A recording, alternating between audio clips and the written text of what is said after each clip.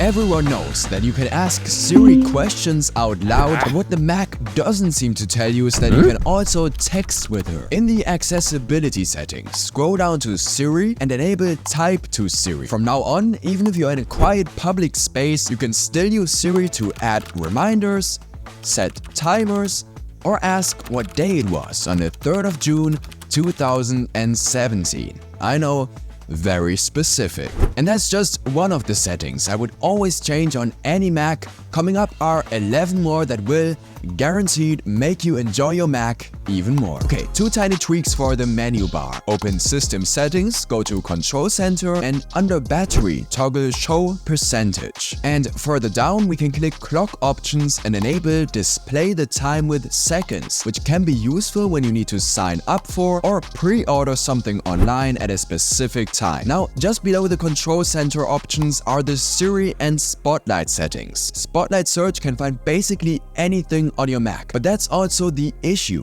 Clutter builds up fast, so focus on the stuff you really search for and uncheck every search category you don't need. I mean, when was the last time you searched for movies? Or do you really look for fonts? This way, you'll always have your wanted results higher up and the search will feel faster and more efficient. Closing System Settings, launching Safari. I love using Reader View to take in web articles distraction-free. Kind of feels like an ebook then. If you also feel the same way, in the Safari preferences, you can set the websites you often read articles on to always open those in Reader View by default, so you don't have to manually enable it each and every time. And whilst we're here 2 below, let's head to Autoplay. Now, this is a no-brainer. You can forbid autoplay on all websites and will permanently block each and every web page from automatically playing videos and ads when you visit them. And clicking on the tabs menu, I'd recommend setting the layout to compact, giving you more space for web content, as the active tab now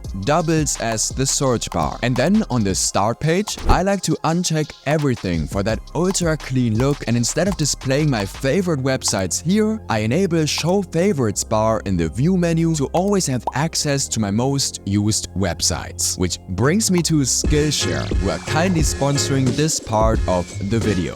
See what I did there? Now, you know me, I'm all about using tech as productively and efficiently as possible, and I'm quite good at it. But where I fall short is being productive and managing my time in my life in general. So that's what I explored more on Skillshare. I came for the video editing and design classes, what most people know Skillshare for, and stayed for classes like this one. Soft skills such as efficiency and time management have really helped me in building up this YouTube channel. And the good thing about those is that they basically apply to any career field. So it's always a great investment to learn about them. And remember, no goal is too small. Whether this is making more me time or building up a creative side hustle like I'm doing, join Skillshare to discover more about the fields you're passionate about. And the first 1,000 people to use the link in the video description will get a 1-month free trial of Skillshare. Okay, back to the video. And as you might have just seen, the default animation when minimizing an app looks good but is quite slow. So in the desktop and dock settings, I like to change the default genie effect to scale.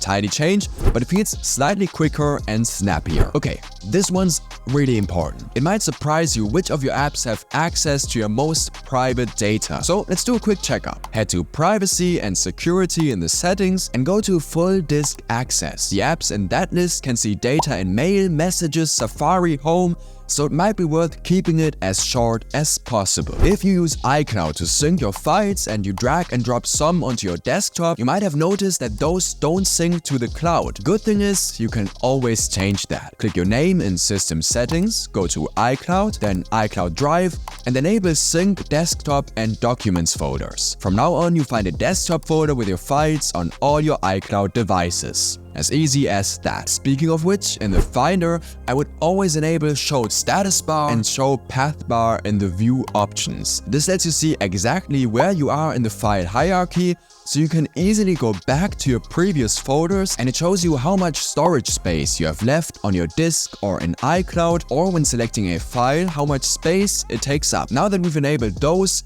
we can go into the Finder settings to personalize the sidebar. If you're like me and don't use tags, you can uncheck all of them here, or only leave the ones you do use enabled. In the sidebar section, because we like to keep it nice and clean, I'd recommend unchecking every folder and location you don't need quick access to. In the advanced section, you can enable search the current folder, which means that from now on, whenever you perform a search, it doesn't search for that keyword on your whole disk, but only in the folder you're in. And you know when you try to open a file on Mac and it's open in the wrong app by default? Well, to never ever waste time clicking on open with again, with the file selected, press Command and I. Under Open With, select the default app you want to use for that file type from now on and press Change All. And as they say, wallpapers make the Mac. Or was it clothes make the man? Well, anyways, your Mac actually has a built-in setting to automatically change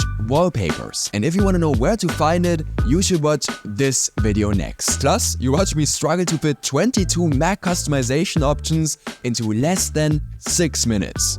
Alright, I will see you there. Thank you so much for watching and have an amazing day.